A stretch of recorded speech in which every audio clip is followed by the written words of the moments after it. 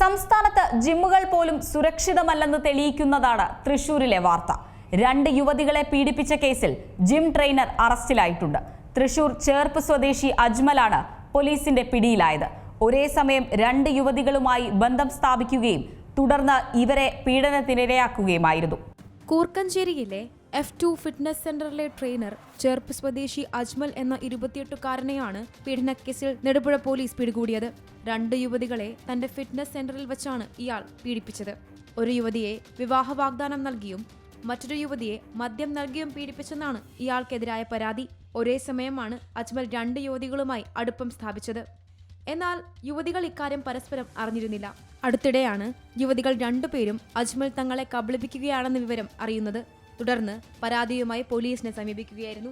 നെടുപുഴ SHOയുടെ നേതൃത്വത്തിലുള്ള സംഘമാണ് പ്രതിയെ പിടികൂടിയത്.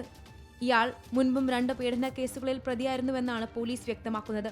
ചേർപ്പ് പോലീസ് സ്റ്റേഷനിൽ വിവാഹ വാഗ്ദാനം നൽകി പീഡിപ്പിച്ചതിന് ഇയാൾക്കെതിരെ മറ്റൊരു കേസുണ്ട്. ഇയാൾക്കെതിരെ കൂടുതൽ സ്ത്രീകൾ പരാതി നൽകാൻ സാധ്യതയുണ്ടെന്നും പോലീസ് സംശയിക്കുന്നു. C Malayalam news, Thrissur.